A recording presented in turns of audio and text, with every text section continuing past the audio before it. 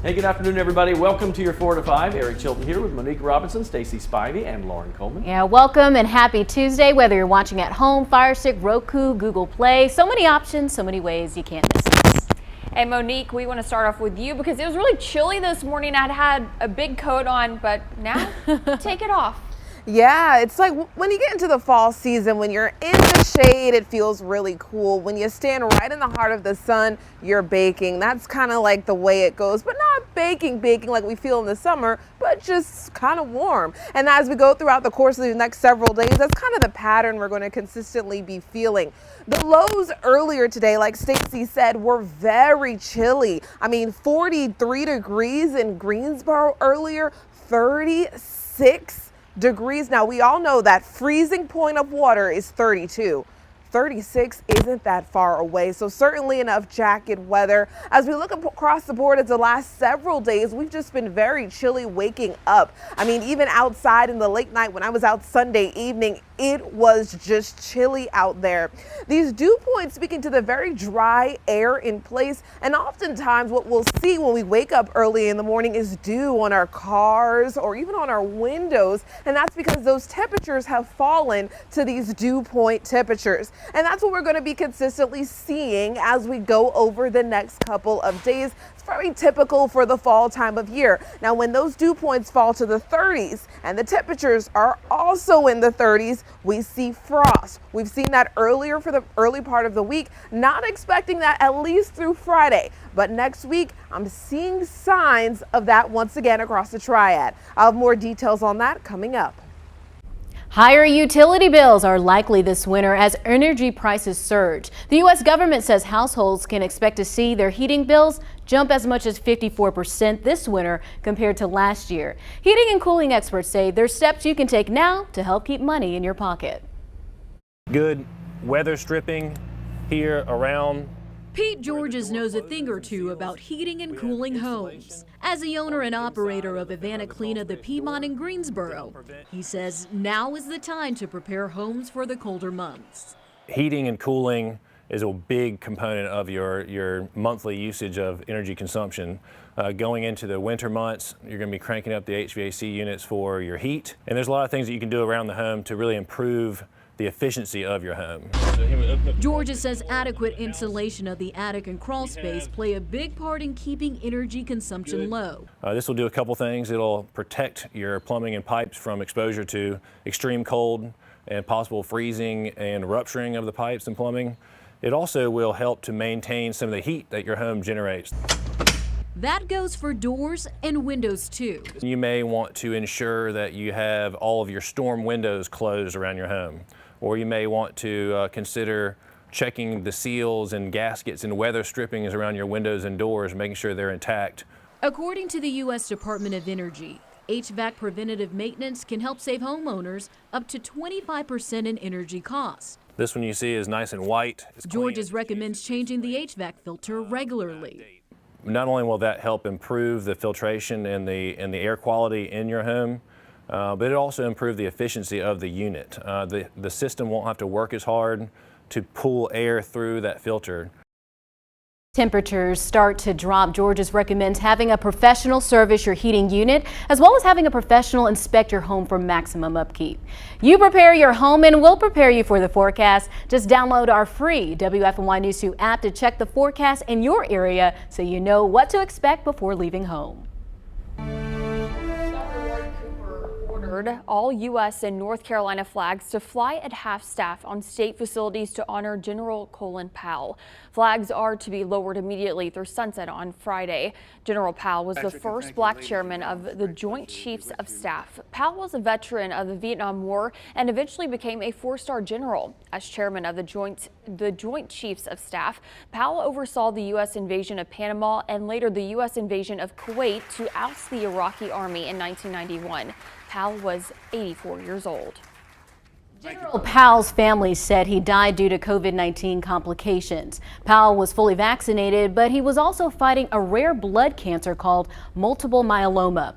His vaccination status is now leading many to argue his death shows the vaccine doesn't work.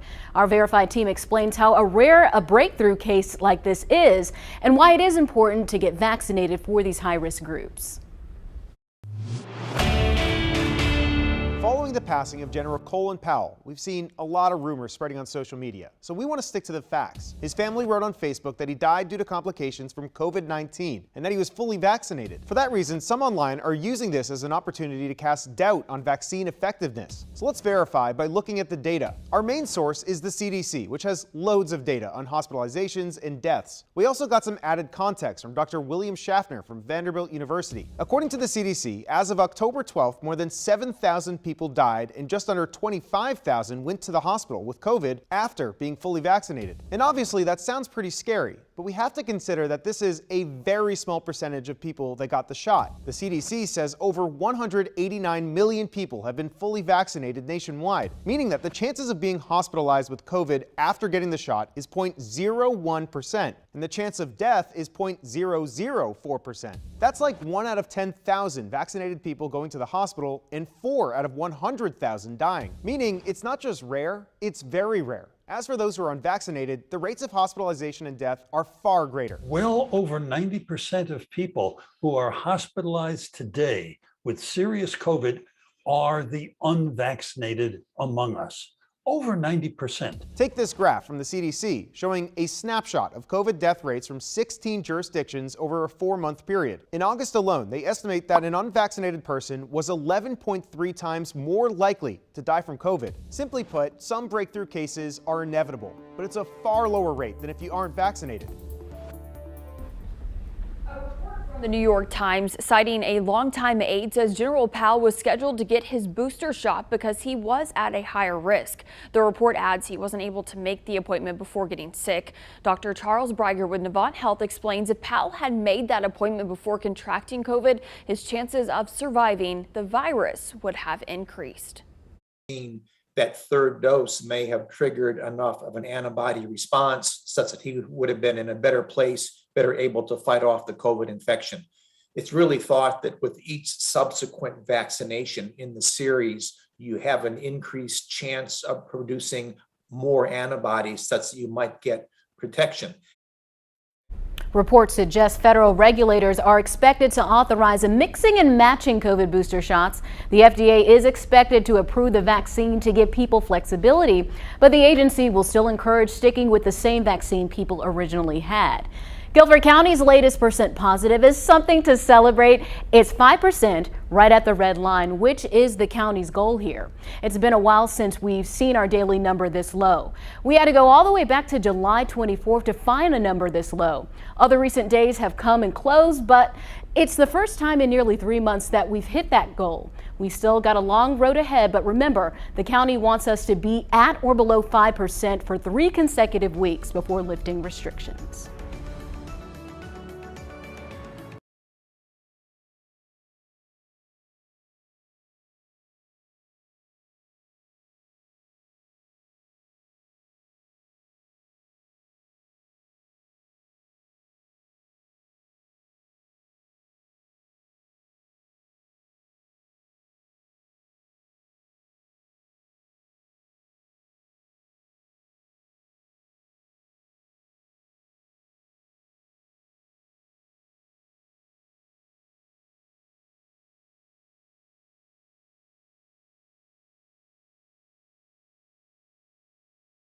Stresses me whenever I think about her.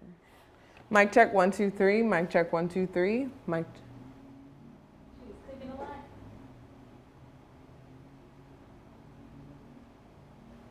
Okay. Okay.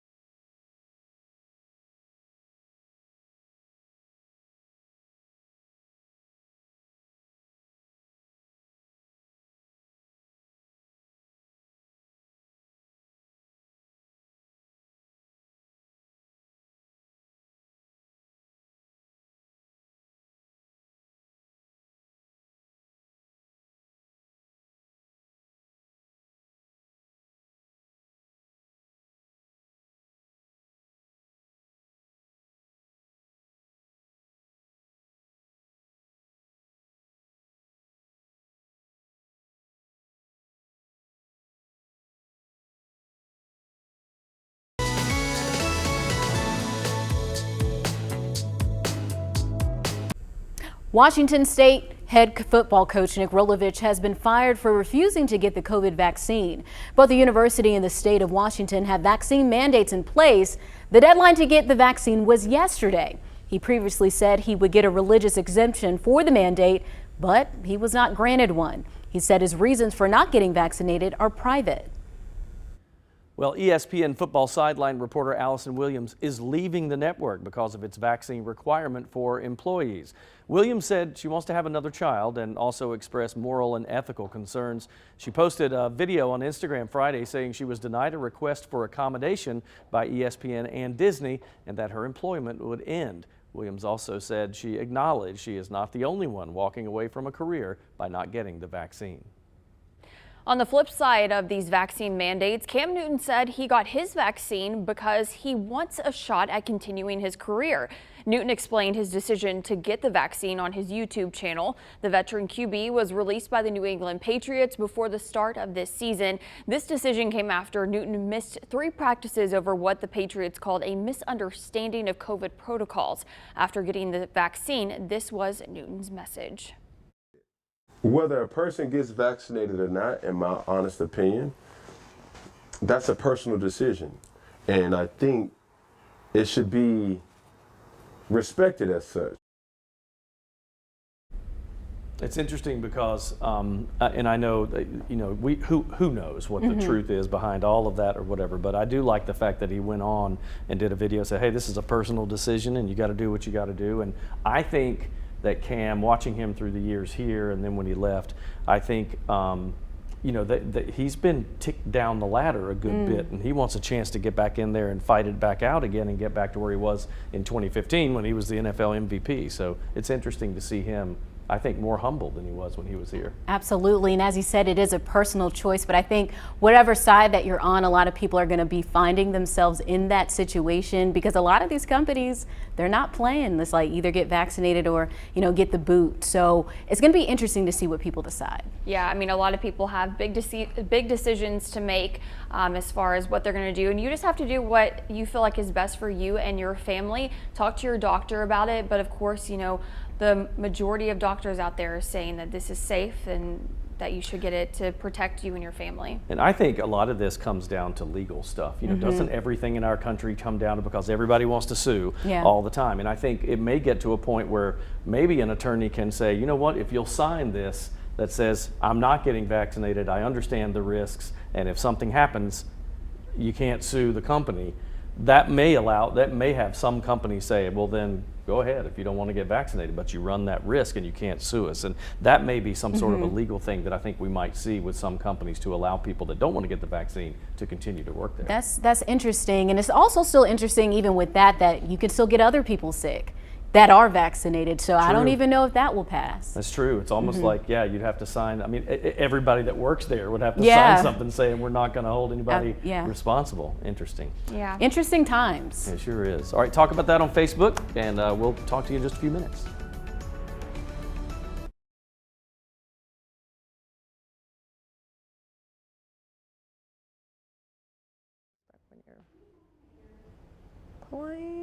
Plane. Mic, check.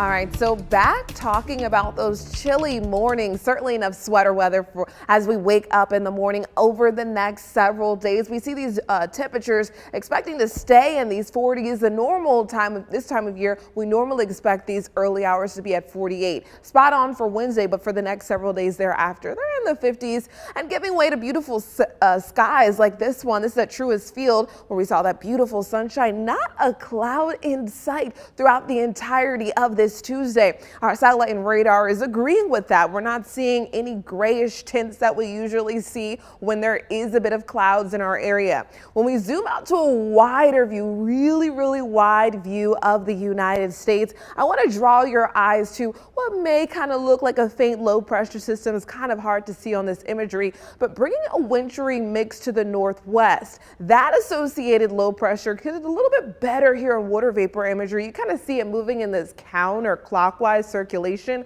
with the trailing cold front. That front is what we're going to be keeping a close eye on here in the Triad over the next several days. Right now, we're all talking about high pressure. Yes, that's what we're talking about now, but I'm always looking ahead to see what you can prepare for. That cold front that's going to be crossing our area looks like the timing of things isn't really going to be till Friday. Brings in a small shower chance, but reinforces the cold temperatures for next week. I'll show that full 7-day coming up.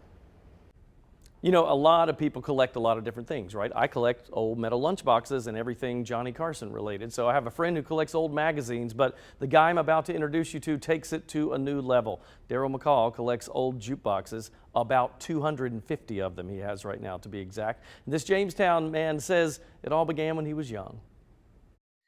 When I was in the 8th grade, a friend of mine and I worked at a radio station cleaning up, basically as a janitor, I guess. And we had, it was a part-time job, and it was in 45s were just starting to come in, and they gave me all the records that they played after they got through playing them. They didn't have any storage, so they gave them to me. And so I started collecting records when I was about in the 8th grade. And so it just kept on going. And the jukeboxes were kind of a venue to be able to play my music. So Daryl loves his connection, which, by the way, as you can see from these images, spans a lot of decades. He even has one that he thinks is worth about $20,000, but to him, he said they're all priceless, and that's why he wants them eventually to find a forever home. Right now, he's working on that as we speak.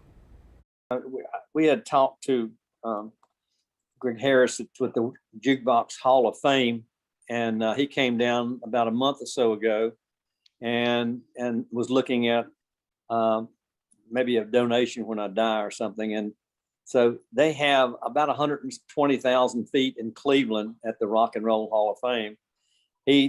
Everybody has trouble with taking them all, but that was one of my conditions I was trying to get taken care of so they could keep them all together.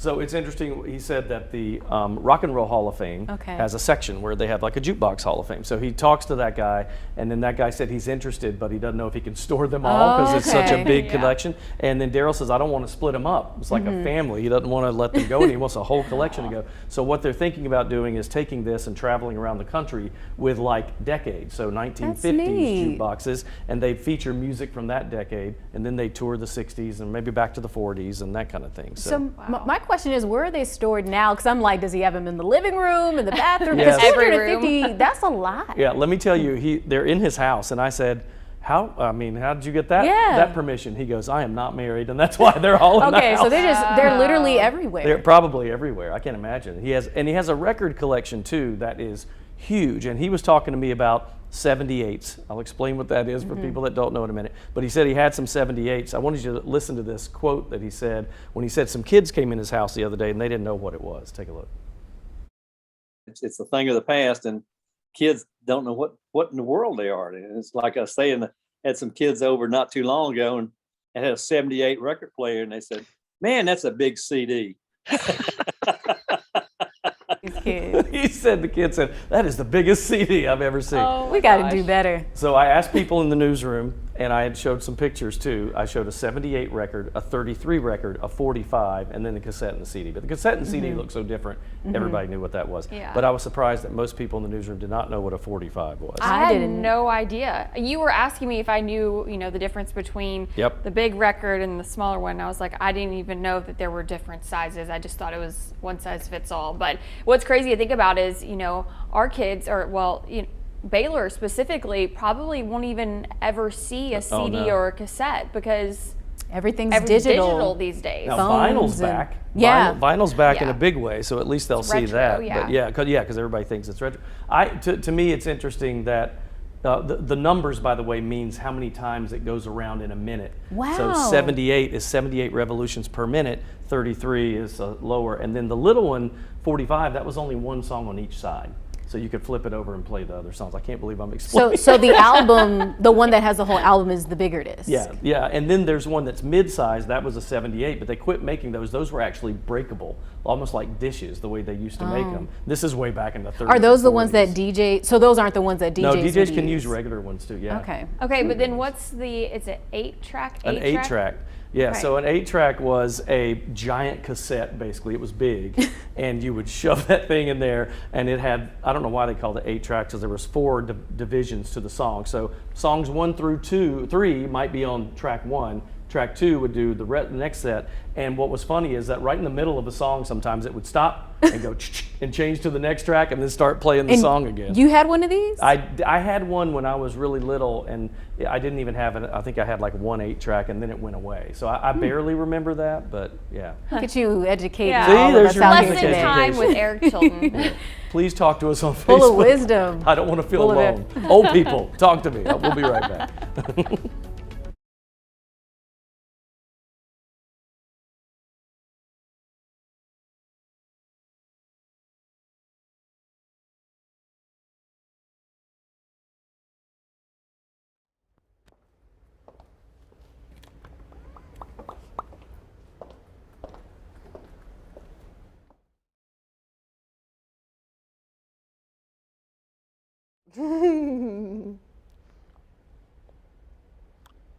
A on 3.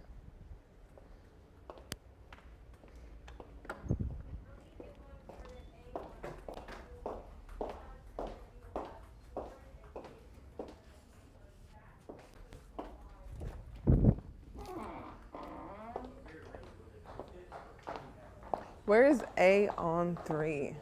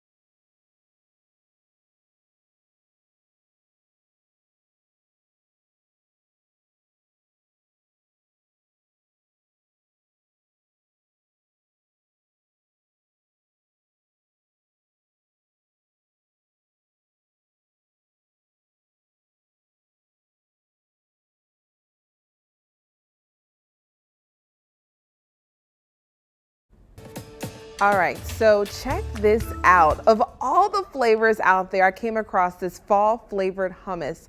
I found pumpkin spice hummus, and snickerdoodle hummus. I don't know about you guys, but I think we've gone a little bit too far. I posted this on my Facebook page, and some of you are chatting about it. So Pam Hitchcock said, I saw birthday cake hummus somewhere, though I admit to having purchased both chocolate strawberry hummus out of curiosity. They were actually pretty good, but they were more like dessert spreads than hummus. Lynn Barnes said Food Lion is featuring pumpkin spice milk available by the half gallon. Doesn't sound too bad. Diane Walker says this is bad. This is very, very bad. Ick. I saw a lot of those also, those throw up emojis, you know, the green. Oh, the green. Yeah. The puking face. Yeah, I'm with her, Diane, about this is just bad.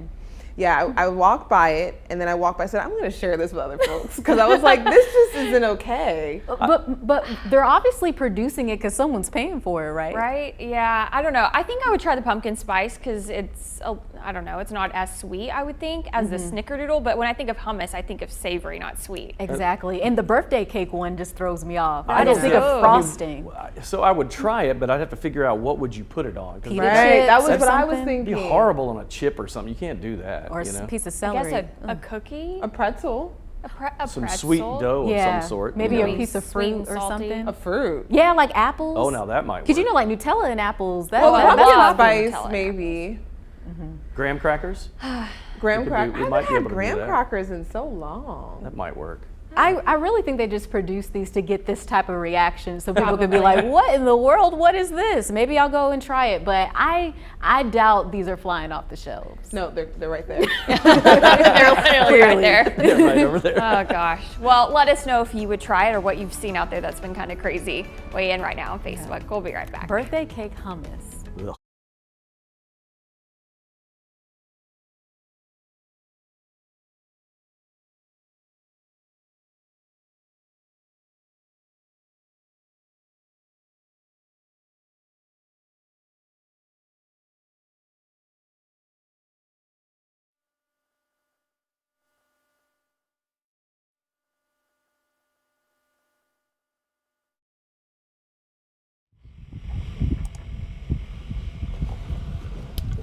Hey, is this me, mic check? I didn't hear anything in my IFB. I can hear you now. Headed in there for the tease.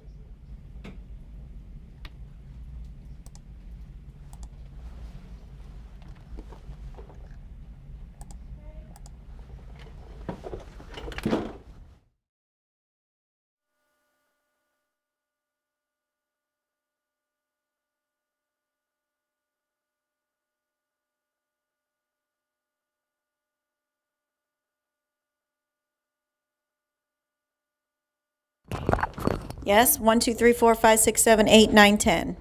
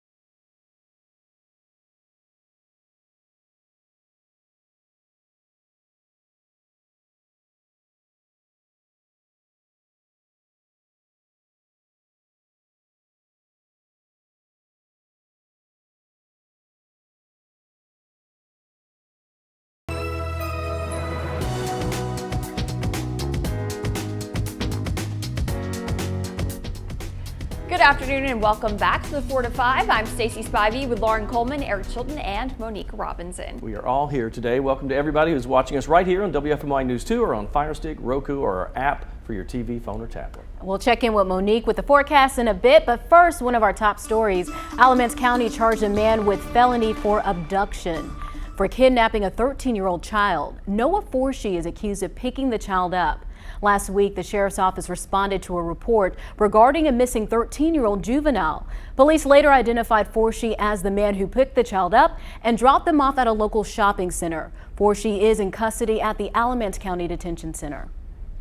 The Alamance County Sheriff's Office has identified a woman who was found in a burning car. Officials say 66-year-old Kathy Jo Latham was found in the back seat of the car Sunday around 3 a.m. Deputies were called to the scene on Harmony Church Road. If you have any information that could help, you're asked to call Crime Stoppers at 336-229-7100.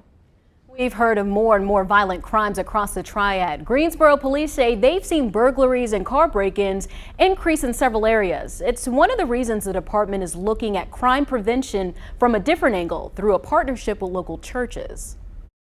GPD says although they're low on manpower, they're still looking at ways to engage the community in crime prevention. They did so this past Sunday by setting up a booth outside of St. Paul Apostle Catholic Church. They had pamphlets filled with information centered around thefts and how to prevent them, a crime happening in the area. A lot of times our interaction with the public comes through our community resource officers who do that on a daily basis.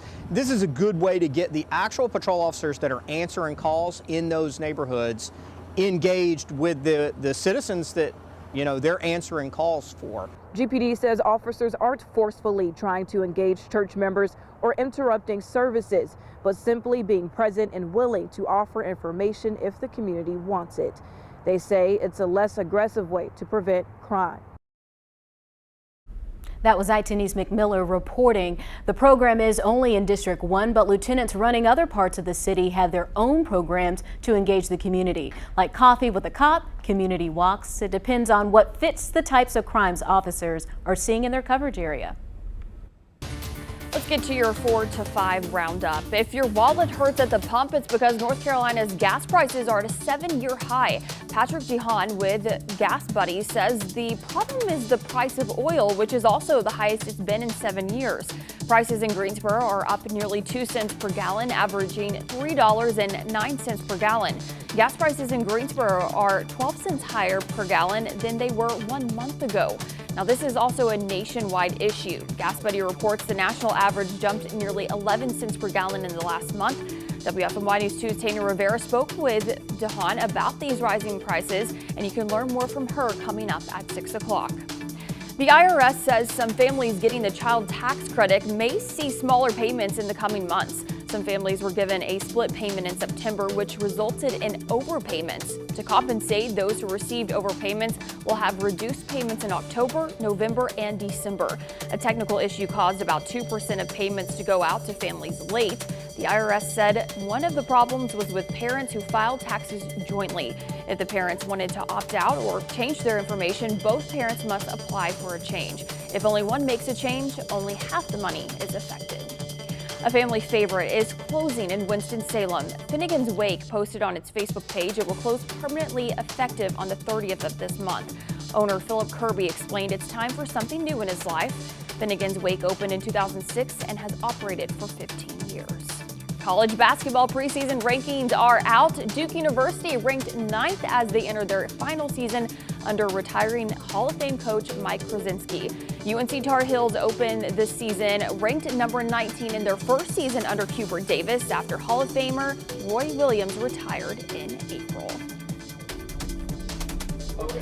Exciting basketball news.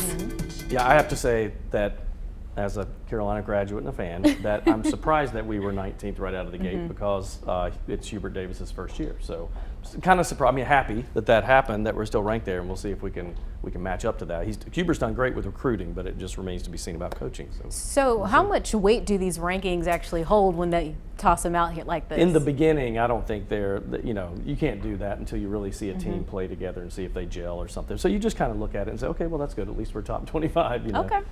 Yeah, I thought it was interesting how, Baylor took it all last year. I will never forget that because, of course, my daughter's named Baylor. Not because of the basketball team, but they were #1 last year, and they're pretty far down in the rankings this year. So Gonzaga is ranked #1. You lose a lot, if you lose a lot of players graduating that time or going pro, either way, you start over again. It's a rebuilding year. That's what it is.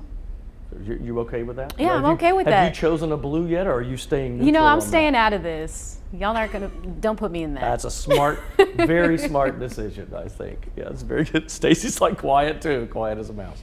Yeah. Well, we'll put Monique on the spot. Yeah. What shade of blue? Which one are you choosing, Monique? Well, actually, I'm a Terp, so we root for Maryland over here. And I think I just looked it up right beforehand because I felt like he was going to ask. I felt like Eric was going to put me on the spot. I think we're 21, if I'm not mistaken. But talking about weather, that's where I'm an expert at. High pressure has been the story here at home, keeping for clear skies across the area. And like I said earlier during this 4 p.m. hour, a cold front will be inching closer to us. Now, not really crossing the area until Friday, but expected to move in dry, meaning not a big washout event on Friday, but definitely a reinforcement. We talk about the cold temperatures. So as I said, rain chances for the next 5 days only on Friday associated with that frontal boundary. But again, not a washout, just a stray shower. So most of the models, the computer models that we use as meteorologists, have been putting this front crossing our area dry. So not really looking at a lot of rainfall totals. And even when looking at the estimates for the next 7 days, less than half an inch of rain across the triad when we talk about rainfall again for the next 7 days. So not significant rainfall totals. I've yet to show you all that 7-day for this 4 p.m. hour. So want to give you guys more than enough time to soak it all in. Wednesday and Thursday, warmer temperatures, but not significantly hot, just warmer. And then, like I said, after that front moves in on Friday, it kind of reinforces the cooler temperatures. No more 80s for you after that. Saturday and Sunday, much cooler.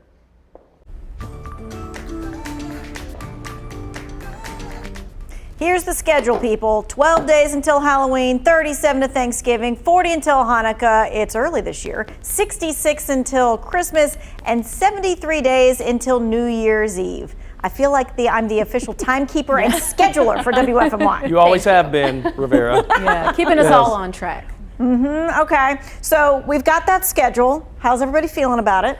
I'm feeling good about it. I'm more so excited for Thanksgiving. Okay. The food? The good eating food, holiday, yeah. Yes. Now, the Halloween decorations, they're up, right? And we see the Christmas ornaments and things already on the shelves. You've seen it all, right, in the stores? But here's the question. Is it too early for this right here? And what I'm talking about are those outside public displays of holidayness, right? So the big oversized ornaments. I'm talking about the lights that are on, like the light poles as you go into town. Are the street decorations, is it too early for that? Yes, absolutely. 100%. I agree. Oh, everybody's on the same Absolutely page. too early. We need to make it to Halloween first. This is Yeah, doing too Marissa much. Tanzino would totally disagree with us because she is all for putting those Christmas decorations up as early as possible. Now, see, I want to see the Christmas holiday stuff come up like right after Thanksgiving, or even like right during that time. Because to me, you can't skip over Halloween. And as Tanya always says, respect the turkey. Right, You gotta yeah. do it. I agree. But just because that's how I feel. I didn't know how y'all felt. So anyway, and it's a little different too, when it's out in public like that. This is taking place in Houston, and here's what their folks on the street said about it. It's got to be past Halloween. It kind of makes you feel good to see them out. I know it's a few months away. The times that we're living in, I think it's great to kind of get people energized and start thinking about, all of the holiday season that's coming up.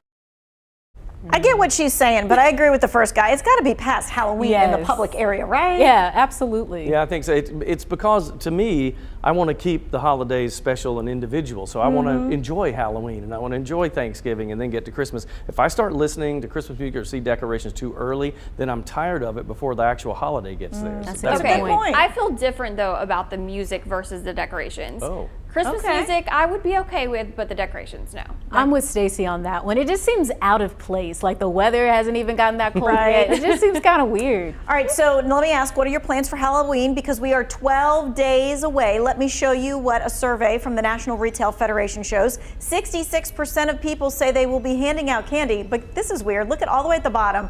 Only 25%, maybe we need to take that super down. Only 25% will take their kids trick-or-treating. What? Whoa. I don't know if that means that the ones who are trick-or-treating are going to get 2 to 3 pieces of candy or what? Right? You have to go trick-or-treat. I mean, that's what we do it in our neighborhood. So we just kind of keep our kids to go in our neighborhood because it's a kind of a dead-end street anyway, so we can only go to so many places. But I can't imagine. My kids would freak out if I said we're not trick-or-treating. We're not trick-or-treating. On this list, what are you guys up for? Have you ticked off a few things? Have you carved a pumpkin? Anybody carve a pumpkin? I've not carved a pumpkin. I haven't carved one. I did get one. We do have our costumes ready to go, and we're going to a trunk or treat for Baylor's first Halloween. Yeah. Well, I got invited to a little shindig, a little party, so I'll be doing that. I still got to find a costume, but that's what I plan to do. Tanya, I bought one of those projectors that you can shine up on a sheet in the window, and it has like scary images. Cool. I cannot wait to see if this thing works as good as it does on the video. Gotcha. All right. Well, we'll wait and see. Maybe he'll take some video of it. We'll get to see. All right. Yes, it's a 2-test. One event not on our list this time is Black Friday shopping. 2 Wants to Know's Ben Briscoe, though, has more on that. I know, it seems way too early to start talking about Black Friday, but Best Buy, Walmart, and Target, they all started selling some of their deals this week right now, wanting to get them out earlier this year because of concerns about slow shipping and low inventory over the holidays. But before you start shopping away, you want to make sure you're really getting the best deal. Dig Into It found this TV at Best Buy and Walmart, normally $1,499, on sale for $999. A great deal, but with 5 minutes of work, we got that price down to $827. I'll walk you through how you can find those hidden savings coming up at 5:45.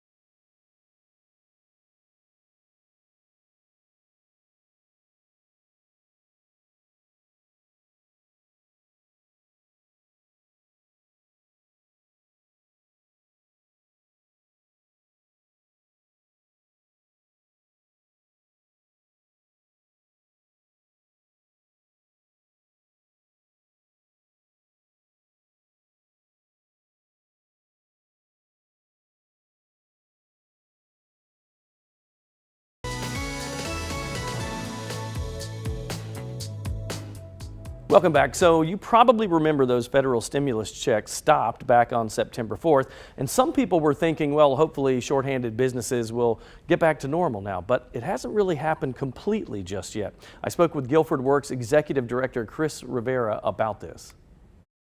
I firmly know that our employer, our business community has been extremely creative in how they're bringing individuals back into the workforce, and higher wages, more flexible schedules, offerings of remote work, sign-on bonuses, and things of the like.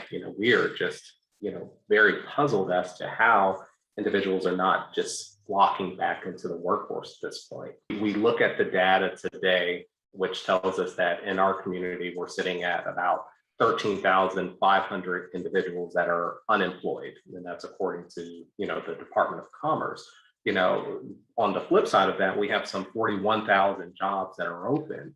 And so even if we were able to take those 13,500 individuals and put them into the workplace today, we still would not meet the demand. Now, Rivera says that they have seen an uptick at their job fairs and with businesses offering better pay, and that's a positive, but he said there could be other factors why people aren't getting back to work. We can't exactly read the tea leaves. One thing that we believe is that individuals over the course of the past 18 months have learned how to live on less, right? And so even if they've exhausted all of the resources that they had made available through the federal government, they have had to make some cutbacks in which they, may not need to get back to work so readily. It's interesting, I had never thought of that everybody, for a while, everybody was so nervous about how will this pandemic affect the economy and all that, that I think everybody started kind of getting a little, cutting their budget, trimming the fat and that kind of thing. And he said that might have delayed people going back because they've learned they can live on less.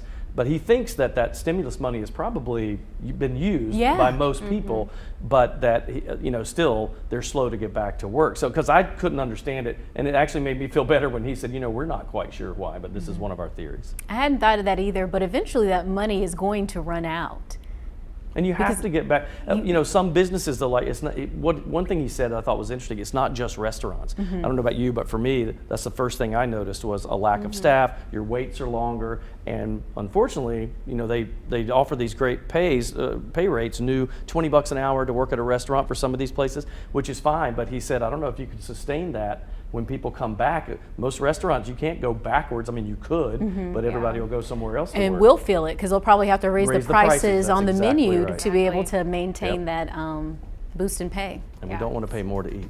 Very interesting, a big talker, and you can continue to weigh in on our Facebook page. We'll be right back.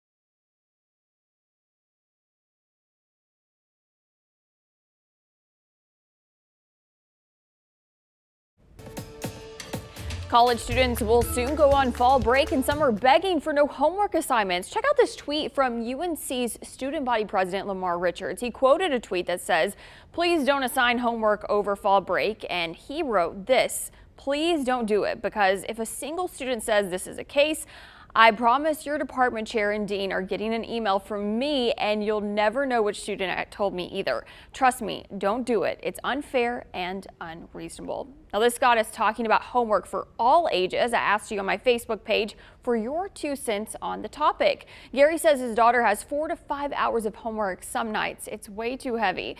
But Kathy writes parents should be willing to work at home with their children on math, facts, and reading. The teacher cannot do all of this at school. Dawn adds, as a retired teacher, I am against it unless it's done right. Practice makes permanent, not perfect. If homework is given, it should be only a short practice of something they understand and can review. And Charles says, honestly, in my opinion, homework is basically to see just how smart the parents are. You can weigh in on that conversation on the feed right now. I know what he meant by that. Yeah, I do too. I remember my mom, I mean, she was a teacher, so of course she could help me, but I mean, she did homework with me every night, I think. Mine too. Mine would check my homework, and like before I learned how to type, I wanted to like be fancy in 2nd grade. My mom would type my papers for me. But I wrote the assignment. You wrote it, but yeah, she just but she would type it for me. And my mom taught 4th grade for several years, and she said one time a student turned in an assignment. They were like, he was a very fruitful man, and he was so gregarious. And she talked to the mom, and she was like, clearly your son did not write this. Yeah, who wrote this? Yeah. I'm telling you that, and when people joke and you hear parents say, this new math, it's the truth. Yeah. Because even the way my twins did it, because they're 8 years older than my next oldest and 10 years older than my youngest, even the way they had to do math is different than the way these two are learning. So as a parent, you have to go back and read how do they do this to figure it out. And then I can use my old way to check it. Because when you do like multiply like 135 times 57, and, we would write 135 and 57 like that and do all that. They do it differently now using tens and ones and hundreds. And so I have to do it my way to check and see if his way is right. So basically you're going to work for a full day of work and then you're going home to school. Exactly. That's a lot. And you're being the student and the teacher. Yep. And unfortunately, I'm better at math than my wife, so she's like, you're doing all the math. It's crazy. You have something to look forward to then. That's right. Hey, Jake, you want to help Baylor with her homework?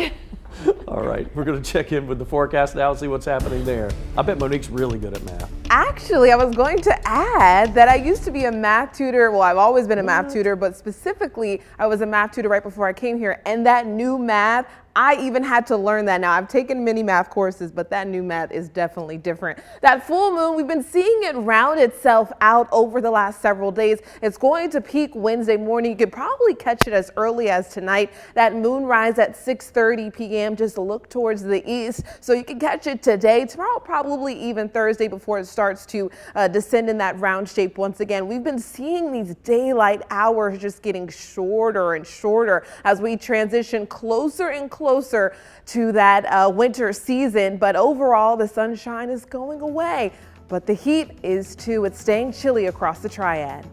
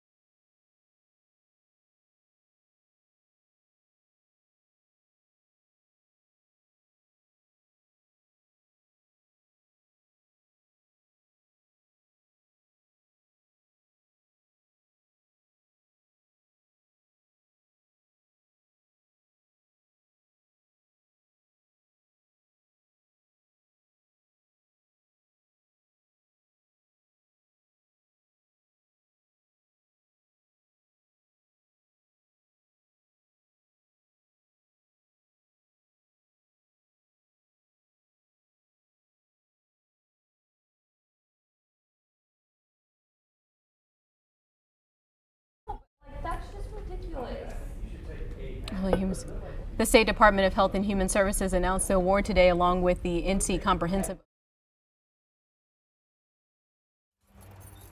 Hello, 1, 2, 3, 4, 5, 6. 1, 234-567. Hi there, 123, 123, 12345. I do too. That's why we all work Hate here. it. Hey, am I in the first part? I guess I am in the first part, aren't I?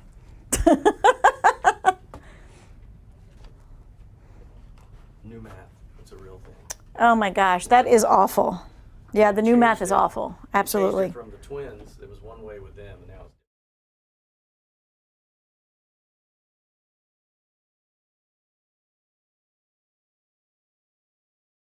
Brett, it's on. I was about to say it is on. Mic check, Brett. 1, 2, 3. We all bad at math.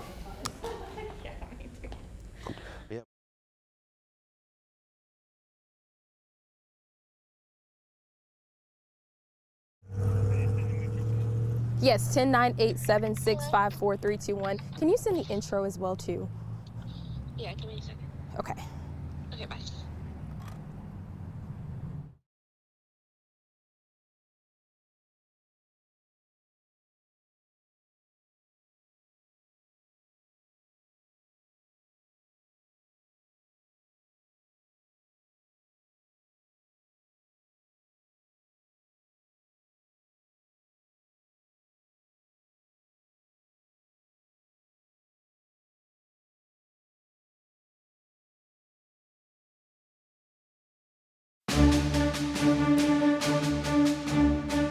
What a day for a football game. I went to the Carolina Panthers game on Sunday and it was a thriller.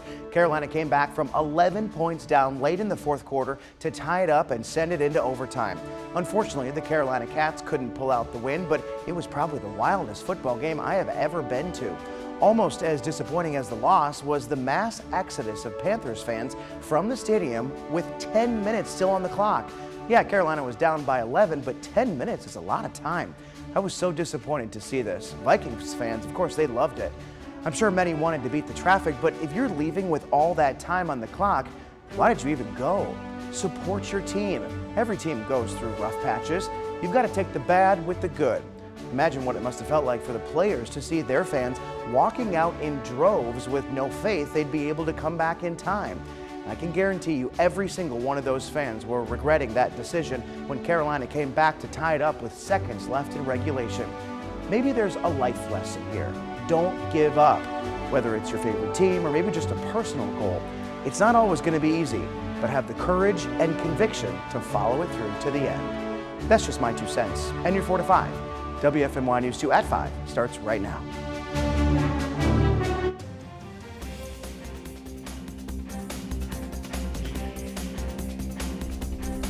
A Mebane man is in jail, accused of abducting a 13-year-old girl. 19-year-old Noah Forshee was arrested and charged with 1 felony count of child abduction. The Alamance County Sheriff's Office says Forshee met the girl online and met with her at least once. This is an alarming situation that